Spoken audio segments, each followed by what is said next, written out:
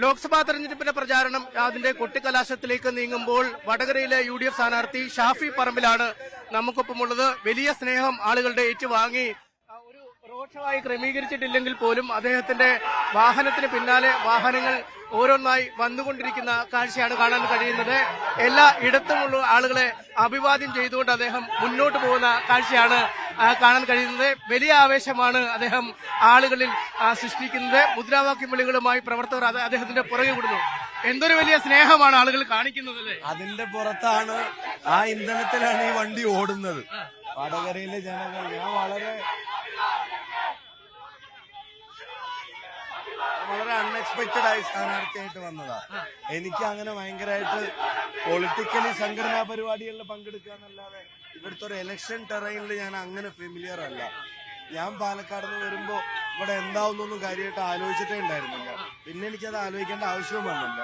ഈ ഒരു സ്നേഹം ഇതിപ്പോ റോഡ് ഷോ അല്ല, ഇതിപ്പോ DK ശിവകുമാർ വന്നു നാദാപുരത്തെ പരിപാടി നമുക്ക് കട്ട് ചെയ്യേണ്ടി വന്നു.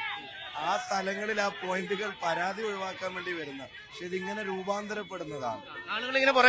ആളുകൾ ഒപ്പം കൂടുകയാണ്, പുറകെ അല്ല, ഒപ്പം കൂടുകയാണ്. അപ്പൊ പിന്നെ അത് അവരുടെ സ്നേഹം തന്നെയാണ്. അപ്പൊ രാത്രിയൊക്കെ ഏറെ വൈകി പോകുമ്പോഴും നമുക്ക് സന്തോഷവും സങ്കടവും അനുഭവപ്പെടും.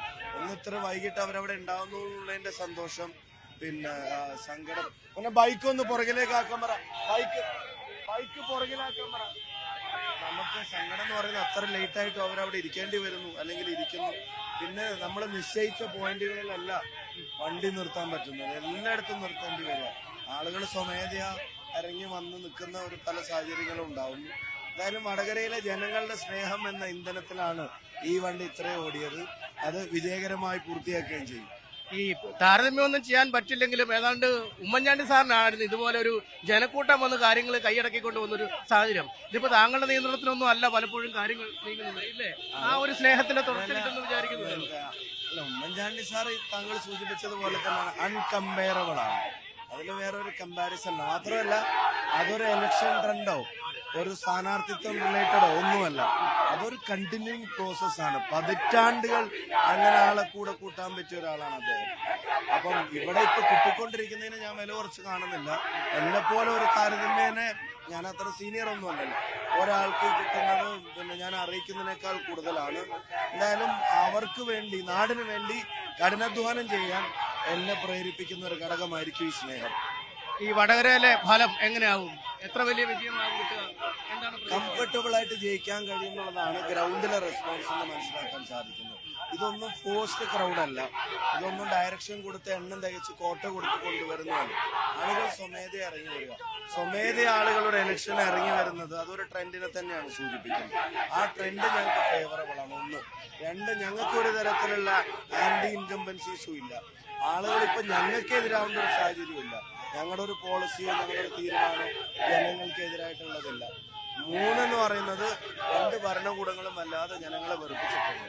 പൊളിറ്റിക്കലി രണ്ടുപേരോടുള്ള വിരോധം ജനങ്ങൾക്കുണ്ട്. അപ്പം കഴിഞ്ഞ ദിവസത്തെ പ്രധാനമന്ത്രിയുടെ പ്രസ്താവനയൊക്കെ കണ്ടു. നാട്ടിലെ തെരഞ്ഞെടുപ്പ് ജയം തോൽവിയും വേറെ, ജനങ്ങൾക്കിടയിൽ ഒരു ഭരണാധികാരി ഭിന്നിപ്പുണ്ടാക്കിയ ആ മുറിവ് ഉണങ്ങാൻ പിന്നെ എത്ര കാലം? മുറിവ് ഉണക്കാൻ ഒരു വാക്ക് മതി, അത് ഉണങ്ങാൻ പിന്നെ എത്ര കാലം വേണ്ടി വരും? ഇതാണ് രാഹുൽ ഗാന്ധിയുടെ പ്രസക്തി. ഈ മനസ്സിലാക്കി 4000 കിലോമീറ്റർ നടന്നിട്ട് നിങ്ങൾ ഇതൊന്ന് സീരിയസ് ആയിട്ട് കമ്പയർ ചെയ്യേണ്ട ഒരു കാര്യമാണ്. 4000 കിലോമീറ്റർ കാൽനടയായി നടന്നു. അത്രയും ലക്ഷക്കണക്കിന് ആളുകളെ കണ്ടു. കോടിക്കണക്കിന് ആളുകളിൽ ഭാരത് ജോഡോ യാത്രയുടെ സന്ദേശം എത്തി. ഇതുപോലെ തെരഞ്ഞെടുപ്പ് ലക്ഷ്യമാക്കിയോ അല്ലെങ്കിൽ ഒരു ജയം ലക്ഷ്യമാക്കിയോ ഏതെങ്കിലും ഒരു പോയിന്റിൽ ഒരു വാക്ക് വർഗീയതയുടെ, ഒരു വാക്ക്, ഒരംശം വിദ്വേഷത്തിന്റെ, ഒരു തരി വെറുപ്പിന്റെ അയാളുടെ നാവിൽ നിന്ന് വന്നില്ല.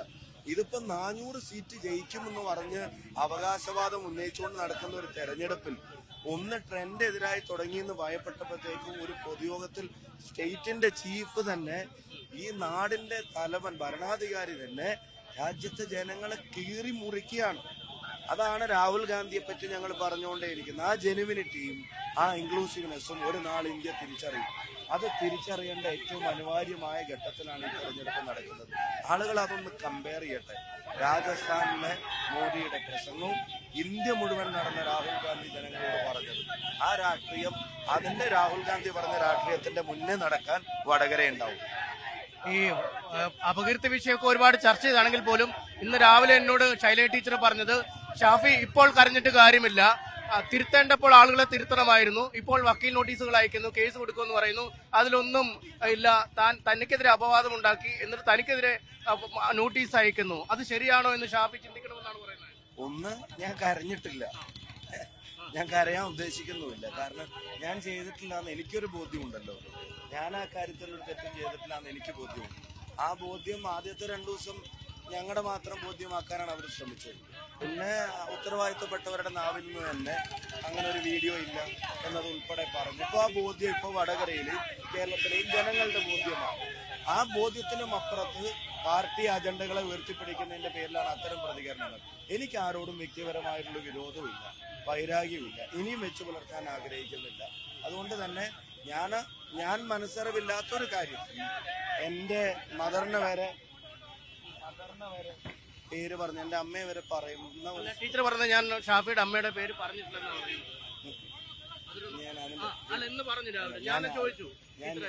ഞാനൊന്ന് മറുപടി പറയുന്നു. അതൊക്കെ എല്ലാരും കണ്ടതല്ലേ. പിന്നെ അപ്പൊ അത് ആ വഴിക്ക് പോട്ടെ. അപ്പം അത് പറഞ്ഞതിന്റെ നിയമപരമായ കാര്യങ്ങൾ, അതും എനിക്ക് വൈരാഗ്യ വ്യക്തിവിരോധം ഇപ്പോഴും ആരോടും ഇപ്പോഴും ഇല്ല. I am very clear. കേസുമായിട്ട് മുന്നോട്ട് പോകുന്നു. അത് കേസ് അതിന്റെ ലീഗൽ പ്രൊസീജിയറുമായിട്ട്, അതല്ലാതെ വ്യക്തിപരമായൊരു വിരോധം കഴിഞ്ഞു. തെരഞ്ഞെടുപ്പോടുകൂടി ഇതുവരെ സംഭവിച്ചതിനും എനിക്ക് അങ്ങനെ വിരോധമില്ല. എനിക്ക് വിരോധം ഉണ്ടായിട്ടില്ല, അഭിപ്രായ വ്യത്യാസങ്ങളാണ്.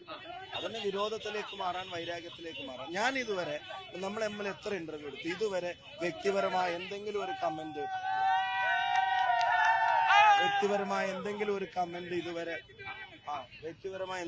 കമന്റ് എന്റെ നാവുമെന്ന് ബഹുമാനപ്പെട്ട എതിർ സ്ഥാനാർത്ഥിക്കെതിരെ ഉണ്ടായിട്ടുണ്ടോ? നമ്മൾ തമ്മിൽ സംസാരിച്ചു, ഇനിയും നടത്താൻ ഉദ്ദേശിക്കുന്നില്ല. അപ്പം വലിയ ചരിത്ര ഭൂരിപക്ഷത്തോടുകൂടി ജയിക്കുമെന്നാണ്, കംഫർട്ടബിൾ ആയിട്ട് ജയിക്കാൻ കഴിയുമെന്നാണ് ജനങ്ങളുടെ റെസ്പോൺസ് പറയുന്നത്. അതിൽ വിശ്വസിച്ചിട്ടാണ് മുന്നോട്ട് പോകുന്നത്. എന്തായാലും ഷാഫി വടകരയിൽ കാലുകുത്തിയ അന്ന് മുതൽ ജനക്കൂട്ടമാണ് ഷാഫിക്ക് ചുറ്റുമുള്ളത്. ഇന്നും മറിച്ചൊരു അനുഭവമല്ല. കാരണം ഒരു റോഡ് ഷോ ആയി ക്രമീകരിച്ചിട്ടില്ലെങ്കിൽ പോലും ആളുകൾ പിന്നാലെ കൂടുന്ന കാഴ്ചയാണ്. ഈ യാത്ര തലശ്ശേരിയിലെത്തും. തലശ്ശേരിയിലാണ് ഇന്ന് ഷാഫി പറമ്പലിന്റെ കൊട്ടിക്കലാശം ക്രമീകരിച്ചിരിക്കുന്നത്.